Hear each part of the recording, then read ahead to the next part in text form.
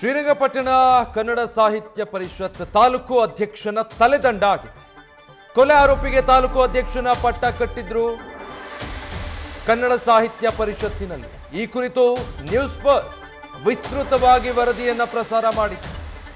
News first ವರದಿಯ ಬೆನ್ನಲ್ಲೇ ತಾಲೂಕು ಅಧ್ಯಕ್ಷನನ್ನ ವಜಾಗೊಳಿಸಲಾಗಿದೆ. ರಾಜ್ಯ ಕರ್ನಾಟಕ ಸಾಹಿತ್ಯ ಪರಿಷತ್ ಅಧ್ಯಕ್ಷರು ಈ ಆದೇಶವನ್ನು ಹೊರಡಿಸಿದ್ದಾರೆ. ನ್ಯೂಸ್ ಫಸ್ಟ್ ನ ಇಂಪ್ಯಾಕ್ಟ್ ಇದು. ಶಾಸಕ ರಮೇಶ್ ಬಂಡಿಸಿದ್ದೇಗೌಡರ ಆಪ್ತನಾಗಿದ್ದಂತಹ ಎಂಬಿ ಕುಮಾರ್ ತಾಲೂಕು ಕರ್ನಾಟಕ ಸಾಹಿತ್ಯ ಪರಿಷತ್ನ ಅಧ್ಯಕ್ಷರನ್ನಾಗಿ ನೇಮಕ ಮಾಡಲಾಗಿತ್ತು. ಕಾಂಗ್ರೆಸ್ನ ಶಾಸಕ ಬಂಡಿಸಿದ್ದೇಗೌಡ್ರೆ ಕುಮಾರ್ನ ಶಿಫಾರಸು ಕೂಡ ಮಾಡಿದ್ರು. ಆದರೆ ಈ ಕುಮಾರ್ ಹಿನ್ನೆಲೆ ನೋಡಿದ್ರೆ 2015ರ ಕೊಲೆ ಪ್ರಕರಣವೊಂದರಲ್ಲಿ 30ನೇ ಆರೋಪಿ ಅನ್ನೋದು ಗೊತ್ತಾಯ್ತು.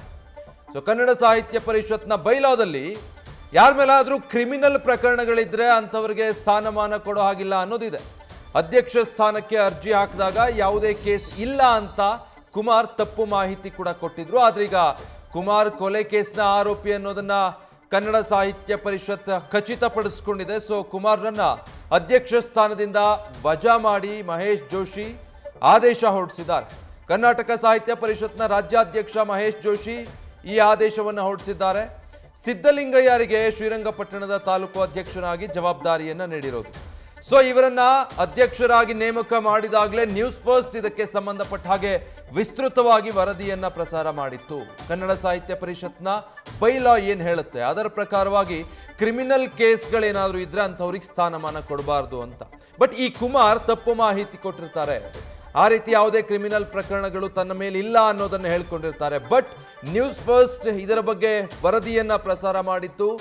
ನಮ್ಮ ವರದಿ ಬಿತ್ತರಿಸಿದ ನಂತರದಲ್ಲಿ ಇಂಪ್ಯಾಕ್ಟ್ ಆಗಿದೆ. ಸದ್ಯ ಕುಮಾರ್ರನ್ನ ಆ ಸ್ಥಾನದಿಂದ ವಜಾಗೊಳಿಸಿ ಈಗ ಆ ಸ್ಥಾನಕ್ಕೆ ಮತ್ತೊಬ್ಬರನ್ನ ನೇಮಕ ಮಾಡಿ ಆದೇಶ ಹೊರಡಿಸಲಾಗಿದೆ. ಸಿದ್ದಲಿಂಗಯ್ಯ ಅನ್ನೋರಿಗೆ ಈಗ ತಾಲೂಕು ಅಧ್ಯಕ್ಷರ ಜವಾಬ್ದಾರಿಯನ್ನ ನೀಡಲಾಗಿದೆ. ನ್ಯೂಸ್ ಫಸ್ಟ್ ನಿರ್ಭೀತಿಯಿಂದ ನಿಮ್ಮ ಪರವಾಗಿ.